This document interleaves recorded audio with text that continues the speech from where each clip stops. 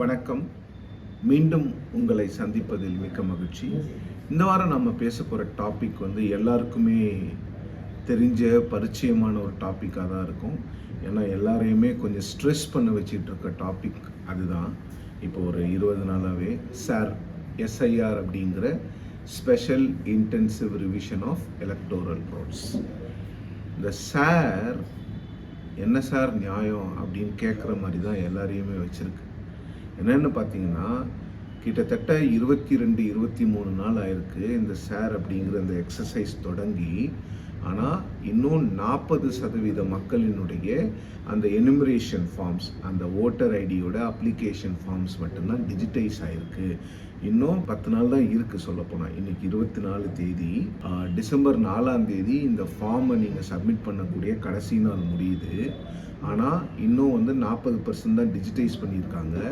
எவ்வளோ பேர் ஃபார்ம் இன்னும் கொடுத்துருக்குறாங்க, எவ்வளோ பேர் இன்னும் ஃபார்ம் கொடுக்கலன்ற விவரம் யாருக்கும் தெரியாது. இது மட்டும் இல்லாமல் இந்த விஷயத்தினால மக்கள் எவ்வளவு மன உளைச்சலுக்கு ஆளாயிருக்காங்க. நிறைய இப்போ குஜராத், உத்தரப்பிரதேசம் மற்றும் வெஸ்ட் பெங்கால் போன்ற மாநிலங்களில் பார்த்தீங்கன்னா நிறைய பிஎல்ஓஸ் பூத் லெவல் ஆஃபீஸர்ஸ் தற்கொலைலாம் பண்ணிக்கிறாங்க. அந்த அளவுக்கு மன உளைச்சல் இருக்குது. ஏன்னா இந்த பூத் லெவல் ஆஃபீஸர்ஸ் அப்படிங்கிறவங்க யாருமே ஃபுல் டைம் ஒர்க்கர்ஸ் கிடையாது. அவங்க ஒன்று அங்கன்வாடி ஒர்க்கர்ஸாக இருப்பாங்க, இல்லை ப்ரைமரி ஸ்கூல் டீச்சர்ஸாக இருப்பாங்க. அப்படி இல்லைன்னு பார்த்தீங்கன்னா அவங்க இந்த ஹெல்த் ஒர்க்கர்ஸாக இருப்பாங்க. இந்த மாதிரி ஏற்கனவே வேலையில் இருக்கக்கூடிய அரசாங்க வேலைகள் இருக்கக்கூடிய மக்களை தான் அடிஷ்னலாக இவங்க ஹையர் பண்ணி அவங்களுக்கு ஒரு சின்ன ஆனரரியம் கொடுத்து அவங்கள ஹையர் பண்ணி அவங்கள இந்த வேலை செய்ய சொல்கிறாங்க. அந்த வேலையும் செய்யணும், இந்த வேலையும் செய்யணும். இதில் என்ன பெரும் பிரச்சனையாக இருக்குன்னா, இப்போ நம்மக்கிட்ட வாங்குறாங்கல்ல அந்த ஃபார்ம்ஸை அவங்க ஒரு மொபைல் ஃபோனில் ஒரு ஆப்பில் அந்த டீட்டெயில்ஸ் எல்லாம் க்ளீன் பண்ணுவாங்க, ப்ளஸ் டிஜிட்டைஸும் பண்ணுறாங்க. ஸ்கேன் பண்ணி அதை அப்லோட் பண்ணுறாங்க. அது எல்லாமே அவங்க ஃபோனில் தான் பண்ணுறாங்க. எலெக்ஷன் கமிஷன் அவங்களுக்கு ஒரு ஃபோனோ இல்லை அவர்களுக்கு தேவையான எந்த ஒரு எக்யூப்மெண்ட்டையோ அவங்களுக்கு கொடுக்கவே இல்லை. அது மட்டும் இல்லாமல் காலையில் 10 மணிலேருந்து 6 மணி வரைக்கும் அவங்க வீடு வீடாக போய் கேட்டுட்டு, இல்லை இப்போ சென்னையில் பார்த்தீங்கன்னா ஒரு 941 இடத்துல உங்களுக்கு எலெக்ஷன் ஹெல்ப் டெஸ்க்ஸ்ன்னு வச்சுருக்காங்க.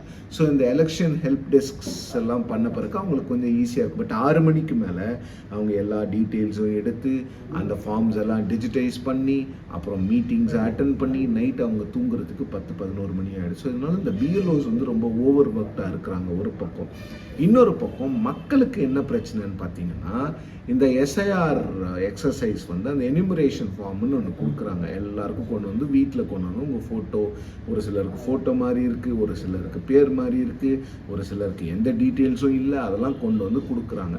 அதை ஃபில் பண்ணுறதுக்கு கிட்டத்தட்ட ஒரு எம்பி, தமிழ்நாட்டினுடைய ராஜ்யசபா எம்பி ஒருத்தர் திரு என்ஆர் இளங்கோ, திமுகவினுடைய லீகல் விங் செக்ரட்டரியாக இருக்கார். அவர் ஆன் ரெக்கார்ட் சொன்னது எனக்கே என் பேர் 2002 இல்லை 2005 நான் எங்கே ஓட்டு போட்டேன்னு எனக்கு மறந்து போச்சு.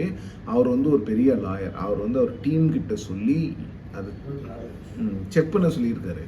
அவங்களுக்கு கிட்டத்தட்ட 1 மணி நேரம் ஆயிருக்கு அவரோட பேரை கண்டுபிடிக்கிறதுக்கு ஒரு செட் ஆஃப் லாயர்ஸ்க்கு. அப்போ காமன் மேனோட ப்ளைட்டை நீங்கள் யோசிச்சு பாருங்கள். ஸோ இப்போ இந்த பிஎல்ஏஸ், அதாவது booth level agents of political parties, இவங்க தான் பூத் லெவல் ஆஃபீஸர்ஸ்க்கு ஹெல்ப் பண்ணுறாங்க. இப்போ ஒருத்தர் அவருடைய ஃபார்மை கொண்டு கொடுக்குறாருன்னு வச்சுக்கோங்களேன். 2005 இல்லை 2002 நடந்த எஸ்ஐஆரில் நீங்கள் எங்கே ஓட்டு போட்டிருக்கீங்க, உங்களோட ஓட்டர் ஐடி என்ன, நீங்கள் எந்த பூத்தில் ஓட்டு போட்டிருக்கீங்கன்னு அவங்க மேனுவலாக தேடணும். ஏன்னா வெப்சைட்டில் இருக்கிற அந்த ஒரு டிராஃபிக் தாங்க முடியாமல் அந்த வெப்சைட் கிராஷ் ஆகுது. நிறைய வெப்சைட்டில் உங்களோட எபிக் நம்பரே கிடைக்க மாட்டேங்குது. ஸோ மேனுவலாக தேடுறாங்க.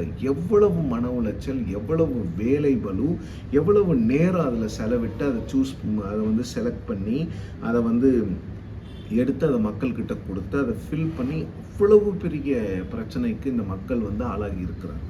இதில் என்ன பிரச்சனைனா, யாருக்கும் இந்த ஓட்டர்ஸ் ஃபார்மை ஃபில் பண்ணுறதுலையோ இல்லை இந்த ஃபார்மை சப்மிட் பண்ணுறதுலையோ யாருக்கும் எந்த பிரச்சனை இல்லை. இங்கே பிரச்சனை கிட்டத்தட்ட 30 நாட்களுக்குள் தமிழ்நாட்டில் இருக்கக்கூடிய 6.5 கோடி வாக்காளர்கள் இந்த ஃபார்ம்ஸை ஃபில் பண்ணி கொண்டு வந்து கொடுத்து அதை டிஜிட்டைஸ் பண்ணணும். இந்த 30 நாளில் இது எப்படி முடியும்? இது வந்து கிட்டத்தட்ட 6 மாதத்திலிருந்து 1 வருடம் வரை நடக்கக்கூடிய ஒரு எக்ஸசைஸை நீங்கள் 30 நாளுக்குள்ளே சுருக்குனீங்கன்னா எப்படிங்கிறது தான் மக்களுடைய கேள்வியாக இருக்கிறது. நான் சென்னையில் கிட்டத்தட்ட 15லிருந்து 16 எலெக்ஷன் ஹெல்ப் டெஸ்க்ஸு ஸ்ப்ரெட் ஓவர் ஒரு 6 கான்ஸ்டுவன்சிஸ், அசம்பிளி கான்ஸ்டுவன்சிஸ் போய் பார்த்துட்டு வந்தேன் கடந்த வாரம். இங்கெல்லாம் பார்த்தீங்கன்னா மக்களுக்கு வந்து இப்போ இந்த ஹெல்ப் டெஸ்க் போட்டதுனால ஓரளவுக்கு ஈஸியாக இருக்குது, பிஎல்ஓஸ்க்கும் சரி மக்களுக்கும் சரி. ஏன்னா மக்கள் வந்து டைரெக்டாக அங்கே டாக்குமெண்ட்ஸ் எல்லாம் கொண்டு வந்துட்டு கொடுத்துட்றாங்க. இது எனக்கு பிரச்சனை இருக்குங்க, இதை தேடி கொடுங்கங்கிறாங்க. தேடி கொடுக்கும் போது ஈஸியாக இருக்குது. பட் ஒரு சிலருக்கு வந்து 2002 அவங்க எங்கே ஓட்டு போட்டோன்னு ஞாபகம் இல்லை, கான்ஸ்டுவன்சிஸ் மாதிரி இருக்குது. 2002 தரமணிலாம் வந்து தாம்பரத்தில் இருந்தது. இப்போ 2025 தரமணி வந்து மயிலாப்பூரில் இருக்குது, இல்லை வேளச்சேரியில் இருக்குது. ஸோ இப்போ தேனாம்பேட்டையில் முன்ன 1000 லைட்ஸில் ஓட்டு போட்டவங்க இப்போ மயிலாப்பூரில் ஓட்டு போடுறாங்க.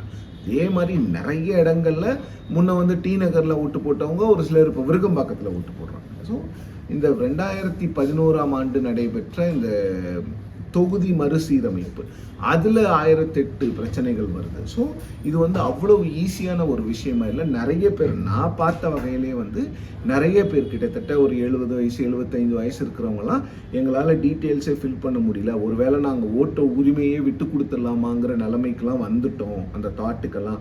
ஆனால் எலெக்ஷன் ஹெல்ப் டெஸ்க் போட்ட பிறகு வந்து கேட்குறோம், பண்ணி கொடுக்குறாங்க. இந்த மாதிரி வர முடியாத மக்கள் எவ்வளோ பேர் இருக்காங்க, வர முடிஞ்சவங்க கொஞ்சம் பேர் தான், வர முடியாதவங்க எவ்வளோ பேர் இருக்காங்க. ஸோ இங்கே தான் வந்து அந்த booth level agents of political parties வந்து ஹெல்ப் பண்ணுறாங்க. இவங்களுக்குள்ள திமுகவினுடைய பூத் லெவல் ஏஜென்ட்ஸ் வந்து ஆல்மோஸ்ட் நான் போன எல்லா கான்ஸ்டிடுவன்சிலையுமே அவங்க வந்து ப்ரெசன்ஸ் இருக்குது.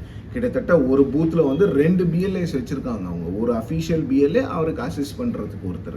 ஸோ ஒரு ஹெல்ப் டெஸ்கில் வந்து உங்களுக்கு 4 கான்ஸ்டிடுவன்சி இருந்தால் திமுகவிலேருந்து கிட்டத்தட்ட 10 பேர் இருக்காங்க. நான் போன இடங்களில் ஒரு 6 இடங்களில் அதிமுகவினுடைய பிஎல்ஏஸை என்னால் பார்க்க முடிஞ்சுது, அவங்கக்கிட்ட பேசவும் முடிஞ்சுது. திமுக அளவுக்கு அவங்க ப்ரிப்பேர்டாக இல்லைனாலும் அவங்களுக்கும் வந்து ஒரு சில விஷயங்கள் தெரியுது, அவங்க உட்காந்து மக்களுக்கு ஹெல்ப் பண்ணுறாங்க. டிஎம்கேவோட ப்ரிப்பரேஷன் எங்கே ஒரு நாட்ச் அபவ் அதிகமாக இருக்குது அப்படின்னு பார்த்தீங்கன்னா, அவங்க எப்போ வந்து பீகாரில் வந்து இந்த ஸ்பெஷல் இன்டென்சிவ் ரிவிஷன் கொண்டு வரணும்னு எலெக்ஷன் கமிஷன் ஜூன் 24, 2025 அனௌன்ஸ் பண்ணாங்களோ, அன்றைக்கே அவங்க வந்து அவங்களுடைய லீகல் டீமை கூப்பிட்டு நீங்கள் வந்து ப்ரிப்பேர் பண்ணணும், வேறு வழி கிடையாது நமக்கு, இதை வந்து ப்ராப்பராக பண்ணி ஆகணும்னு சொன்னால் அந்த பூத் லெவல் ஏஜென்ட்ஸ்க்கு அவங்க ட்ரைனிங் கொடுத்துருக்காங்க. என்னதான் ட்ரைனிங் கொடுத்துருந்தாலும் கூட அவங்களுக்கு வந்து அது ஈஸியாக தான் இருக்குது. ஆனால் 70லேருந்து 75% மக்களினுடைய அந்த ஃபார்ம்ஸை மட்டும்தான் டிஜிட்டைஸ் பண்ண முடியும். அதுக்கு மேலே டிஜிட்டைஸ் பண்ணுறதுக்கான வாய்ப்புகளை பார்க்கலன்னு திமுகவில் இருப்பவர்களும் அதிமுகவில் இருப்பவர்களும் சொல்கிறாங்க. திமுக வந்து இதை பகிரங்கமாக எதிர்க்கிறது, லீகலாகவும் பொலிட்டிக்கலாகவும். ஆனால் கிரவுண்டில் அவங்க ஒர்க் பண்ணுறாங்க. அதிமுக இதை வரவேற்கிறது. கிரவுண்டில் அவங்க திமுக அளவுக்கு ப்ரெசன்ஸ் இல்லைனாலும் அவங்கள ஒர்க் பண்ணுறாங்க. பட் மற்ற பார்ட்டிஸ்லாம், பிஜேபி, குறிப்பாக தாவேகா போன்ற கட்சிகள் வந்து பெருமளவில் வந்து இந்த பூத் மேனேஜ்மெண்ட் கமிட்டிலாம் அவங்களுக்கு பெருசாக இல்லை, அவங்களுடைய ஆட்களை வந்து பெருசாக பார்க்க முடியல. ஸோ இப்போ என்னென்னா இந்த டிசம்பர் 8க்கு அப்புறம் என்ன மாதிரி பிரச்சனைகள் வரப்போகுது? ஏன்னா டிசம்பர் 4ஆம் தேதி இவங்க எக்ஸ்டெண்ட் பண்ணலன்னா அந்த டெட்லைன் முடிஞ்சிடும். 8ஆம் தேதி டிராஃப்ட் எலக்டோரல் ரோல்ஸ், அதாவது வரைவு வாக்காளர் பட்டியல் பப்ளிஷ் பண்ணுவாங்க. அந்த வரைவு வாக்காளர் பட்டியலில் உங்கள் பேர் இல்லைன்னா, ஒருவேளை நீங்கள் 2025 ஓட்டு போட்டிருக்கலாம். இப்போ நான் வந்து 2006 போடுறேன். 2006 25 வரைக்கும் நான் போட்டிருந்தேன். இப்போ நான் என் ஃபார்மை வந்து அவங்க மிஸ் பண்ணிட்டாங்க, இல்லை ஃபார்மை வந்து ரிஜெக்ட் ஆகிடுச்சுன்னா நான் ஒன்று அப்பீலுக்கு போகலாம், அப்படி இல்லைன்னா நான் புதுசாக ஒரு ஓட்டராக ரெஜிஸ்டர் பண்ணணும். ஃபார்ம் 6 அப்படிங்கிற ஒரு விஷயத்தை நீங்கள் எடுத்து அதை நீங்கள் ஃபில் பண்ணி அப்போ தான் அந்த டாக்குமெண்ட்ஸை கேட்பாங்க. தமிழ்நாட்டை பொறுத்த வரைக்கும் பீகார் மாதிரி டாக்குமெண்ட்ஸ் இல்லாமல்லாம் பெரும்பான்மையான மக்கள் நிச்சயமாக இருக்க மாட்டாங்க. எல்லாருக்கிட்டையுமே ஏதாவது ஒரு டாக்குமெண்ட்ஸ் இருக்கும். இப்போ நான் சென்னையில் போன எல்லா இடங்கள்லையுமே பிஎல்ஓ சொன்னது என்னன்னா, டாக்குமெண்ட்ஸ் எல்லாருக்கிட்டையுமே இருக்குது சார், எல்லாருமே டாக்குமெண்ட்ஸ் எல்லாம் கொண்டு வராங்க. ஆனால் இங்கே பிரச்சனை என்னென்னா வந்து அந்த டைம் மட்டும்தான் பிரச்சனையாக இருக்குது. ஸோ இப்போது டிசம்பர் 8 ஜனவரி 31 வரைக்கும் நீங்கள் அந்த நியூ ஓட்டராக நீங்கள் என்ரோல் பண்ணலாம். பட் என்ரோல் பண்ணிங்கன்னா அவங்க கேட்குற டாக்குமெண்ட்ஸை நீங்கள் சப்மிட் பண்ணி ஆகணும். இந்தியன் சிட்டிசன் நீங்கள் அப்படின்றதுக்கான அத்தாட்சி, நீங்கள் எங்கே இருக்கிறீங்க அப்படிங்கிறதுக்கான அந்த அட்ரஸ் ப்ரூஃபு, அவங்க என்ன டாக்குமெண்ட்ஸ் கேட்குறாங்களோ அதை கொடுத்து ஆகணும். அப்படி கட்டாயம் நமக்கு நிச்சயமாக இருக்கிறது. அப்படி இல்லைன்னா நீங்கள் அப்பீலுக்கு போகலாம். ஸோ இந்த டைம் தான் இங்கே பிரச்சனையாக இருக்கிறதே தவிர, இந்த ப்ராசஸில் யாருக்கும் பெருமளவில் வந்து ஒரு ஐடியாலஜிக்கலாகவோ இல்லை பிரின்சிபலாகவோ இந்த ப்ராசஸில் யாருக்கும் எதிர்ப்பு கிடையாது. ஏன் நீங்கள் வந்து கிட்டத்தட்ட இந்த ப்ராசஸை வந்து ஒரு மாதத்துக்குள்ளே சுருக்குறீங்க, ஏன் வந்து அவ்வளவு அவசரமாக தேர்தலுக்கு முன்னால் இதை செய்கிறீர்கள் அப்படிங்கிறதா. ஸோ இந்த பிஎல்ஏஸ், டிஎம்கே, ஏடிஎம்கே, பிஎல்ஏஸ் நிறைய இடங்களில் சண்டை போட்டுக்கிறாங்க, நிறைய இடங்களில் அவங்களுக்குள்ள பிரச்சனைகள் வருது. திமுகவினுடைய பிஎல்ஏஸ் வந்து கொஞ்சம் அக்ரெசிவாக இருக்கிறாங்க. ஏடிஎம்கேவோட பிஎல்ஏஸை வந்து ஒரு சில இடங்களில் வந்து அவங்க கொஹர்ஸ் பண்ணுறாங்கங்கிற கம்ப்ளைண்ட்ஸ்லாம் இருக்குது. பட் இருந்தாலும் கூட பிஎல்ஓஸ் என்ன சொல்கிறாங்கன்னா, இந்த பிஎல்ஏஸ் இருக்கிறது வந்து பெருமளவில் உதவியாக இருக்குது. எஸ்பெஷலி வந்து நான் பார்த்த இடங்கள்லாம் 2005 அந்த ஓட்டர்ஸ் லிஸ்ட்டை அவங்க எடுத்து கையில் வச்சுருக்காங்க டிஎம்கே பிஎல்ஏஸ். யாராவது ஒருத்தர் வந்தார்னா என்ன பாகம்னு கேட்டுட்டு அந்த பாகத்தை கேட்டு ஹெல்ப் பண்ணுறாங்க. இதில் மக்களுக்கு என்ன பிரச்சனைனா, 2002 நான் எங்கே ஓட்டு போட்டேன், 2005 நான் எங்கே ஓட்டு போட்டேன்னு யாருக்கும் ஞாபகம் வர மாட்டேங்குது, ஞாபகம் வச்சுக்கவும் முடியாது. ஸோ அப்போது கேள்வி என்னன்னா, எலெக்ஷன் கமிஷன் ஏன் இந்த டீட்டெயில்ஸ் எல்லாம் கேட்குறாங்க? நான் 2024 ஓட்டு போட்டிருக்கேன்னா, அப்போ நான் இந்திய பிரஜை தான், நான் டாக்குமெண்ட்ஸை கொடுத்து தான் ஓட்டு போட்டிருக்கேன். ஸோ எனக்கு ஏன் நீங்கள் இன்னொரு ப்ராசஸை கொடுக்குறீங்க? அதுவும் அந்த ப்ராசஸ் வந்து ரொம்ப டீடியஸாக இருக்குது, டைம் கன்சியூமிங்காக இருக்குது, அதுக்கான டைமை நீங்கள் கொடுக்க மாட்டேங்கிறீங்கன்னும் போது அங்கே தான் மக்களுக்கு வந்து ஒரு வெறுப்பு வருகிறது. இன்னொன்று இதில் பார்த்தீங்கன்னா, இன்னொன்று வந்து இது வந்து established political parties, especially DMK, ADMK போன்ற திராவிட கட்சிகளுக்கு வந்து மக்களை போய் ரீச் பண்ணுறதுக்கு இது வந்து ஒரு பெரிய ப்ளஸ்ஸாக முடிஞ்சிருக்கிறத தான் நான் கிரவுண்டில் பார்க்குறேன். ஏன்னா நிறைய இடங்களில் வந்து இந்த பிஎல்ஏஸ் தான் போயிட்டு வந்து இந்த ஃபார்மை ஃபில் பண்ணி கொடுக்க சொல்லி அந்த மக்களுக்கு வந்து சொல்கிறாங்க. இன்னொன்று டிசம்பர் 8க்கு அப்புறம் எனக்கு தெரிஞ்சு 2 திராவிட கட்சிகளுமே, குறிப்பாக திமுக, ஏன்னா அவங்க ஸ்ட்ரக்சரை வந்து ரொம்ப அழகாக கிரவுண்ட் வரைக்கும் கொண்டு போயிருக்காங்கன்றதுனால நான் அதை சொல்கிறேன். அவங்க வந்து அந்த 2024 ஓட்டர்ஸ் லிஸ்ட்டை எடுத்து யார் யாருக்கெல்லாம் 2025 வரைவு பட்டியலில் வரலையோ அவங்களெல்லாம் டோர் டு டோர் ரீச் பண்ணி நீங்கள் ஓட்டுக்கு ரிஜிஸ்டர் பண்ணுங்கன்னு சொல்ல போகிறாங்கங்கிறதான் திரு என்ஆர் இளங்கோ அவர்கள் என்னிடம் தெரிவித்தார். ஸோ அதிமுகவும் இதை பண்ணுவாங்க. ஸோ டிசம்பர் 8 ஜனவரி 31 வரைக்கும் வெரி க்ரூஷியல் பீரியடாக தமிழ்நாடு பொலிட்டிக்கல் பார்ட்டிஸ்க்கு இருக்க போகுது. ஸோ இது என்னதான் நமக்கு பிரச்சனையாக இருந்தாலும் சரி, வாக்களிப்பது என்பது நம்முடைய உரிமை.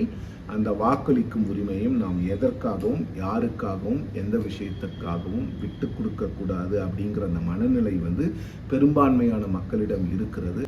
நிச்சயமாக பிரச்சனைகள் இருக்கிறது, நடைமுறை சிக்கல் இருக்கிறது. இருந்தாலும் கூட எல்லோரும் என்ன சிரமங்கள் இருந்தாலும் கொஞ்சம் அந்த சிரமங்களை எல்லாம் தாங்கி கொண்டு நமக்கு ஓட்டு இருக்குதா அப்படிங்கிறத நாம் தான் பார்க்கணும். பார்த்துட்டு ஓட்டு இல்லைன்னா ஜனவரி 31க்குள்ளே அதை ரெஜிஸ்டர் பண்ணி எப்படியாவது இந்த ஏப்ரல் மேயில் நடக்கக்கூடிய சட்டமன்ற தேர்தலில் நம்ம வாக்களிக்கிறதுக்கான எல்லா முயற்சிகளையும் தமிழ்நாட்டில் உள்ள எல்லாரும் எடுக்க வேண்டும். வாக்களிப்பது நம்முடைய உரிமை. மீண்டும் இன்னொரு தலைப்போடு அடுத்த வாரம் சந்திக்கிறேன். நன்றி, வணக்கம்.